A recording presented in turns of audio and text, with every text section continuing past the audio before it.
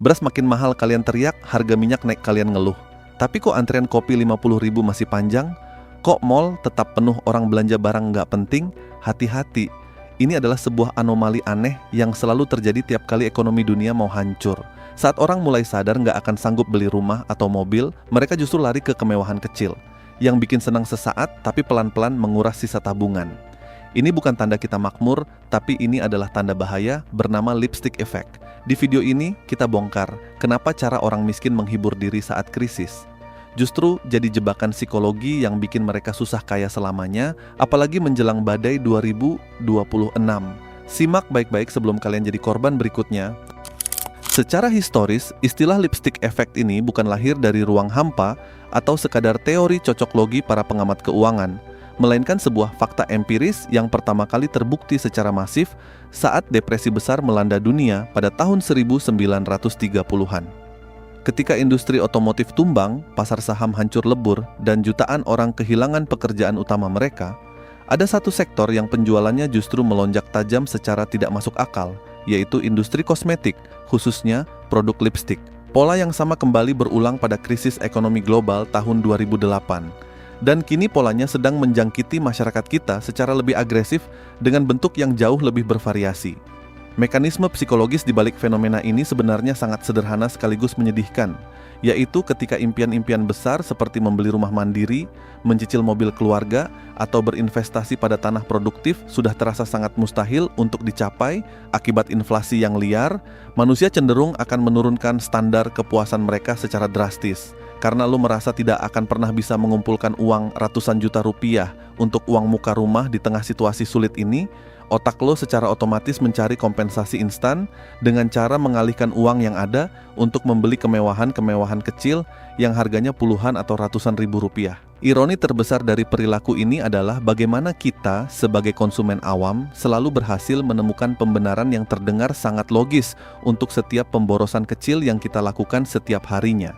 Kita sering berlindung di balik frasa pemanis seperti apresiasi diri, penyembuhan mental, atau sekadar membeli kewarasan di tengah tekanan kerja yang makin gila, padahal yang sebenarnya terjadi adalah kita sedang meminum racun finansial berbalut sirup manis.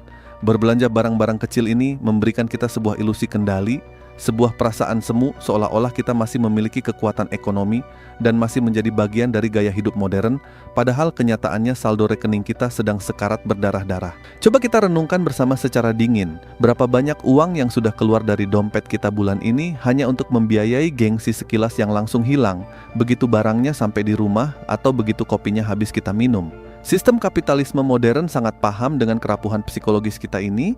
Mereka sengaja merancang algoritma media sosial untuk terus membombardir kita dengan narasi bahwa kita berhak mendapatkan kemewahan kecil itu, tanpa pernah peduli apakah besok kita masih bisa membeli kebutuhan pokok atau tidak. Kalau kita mau jujur melihat data dan realitas di sepanjang tahun 2026 ini, daya beli real masyarakat kita sebenarnya sedang berada di titik nadir yang sangat memprihatinkan, tertatih-tatih di bawah tekanan biaya hidup yang tidak masuk akal. Ketika angka pemutusan hubungan kerja terus meningkat dan lapangan pekerjaan formal makin langka, anehnya industri hiburan skala kecil, produk perawatan kulit, dan tempat-tempat nongkrong estetis justru tampak begitu subur dan menjamur di mana-mana.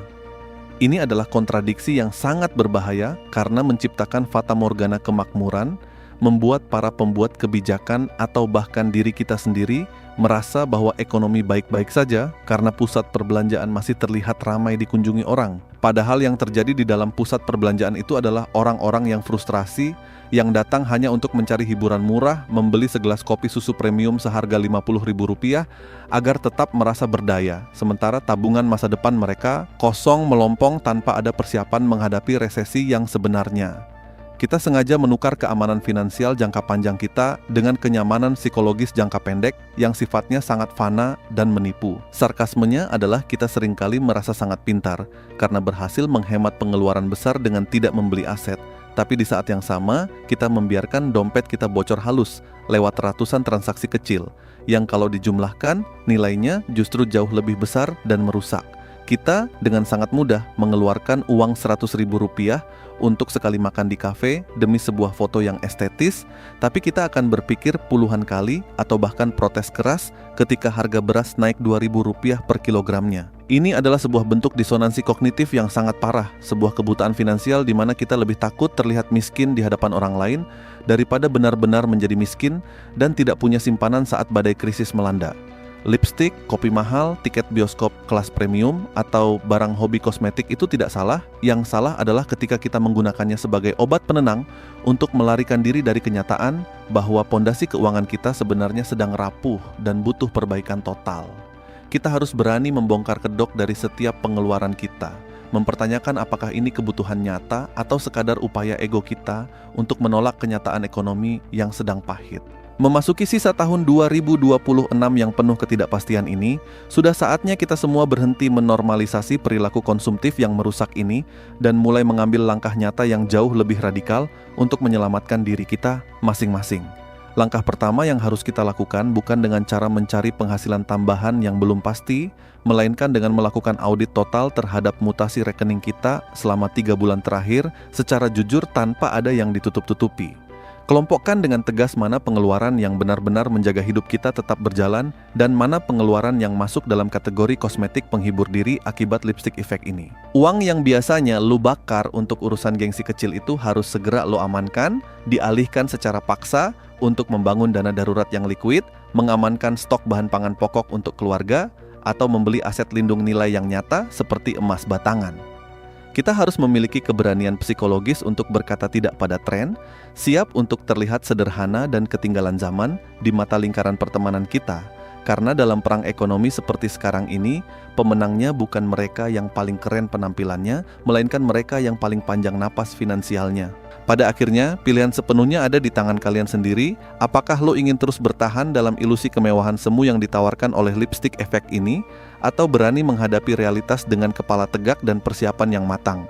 Kalian harus memilih apakah lebih baik terlihat makmur di media sosial, tapi setiap malam pusing memikirkan tagihan yang menumpuk, atau memilih hidup sederhana, hemat, bahkan terkesan pelit, tapi hati kalian tenang karena tahu ada dana darurat yang siap melindungi keluarga saat badai ekonomi benar-benar menghantam. Krisis bukan waktu yang tepat untuk memoles penampilan agar terlihat baik-baik saja, melainkan waktu untuk memperkuat daya tahan internal kita agar tidak mudah roboh ketika situasi memburuk.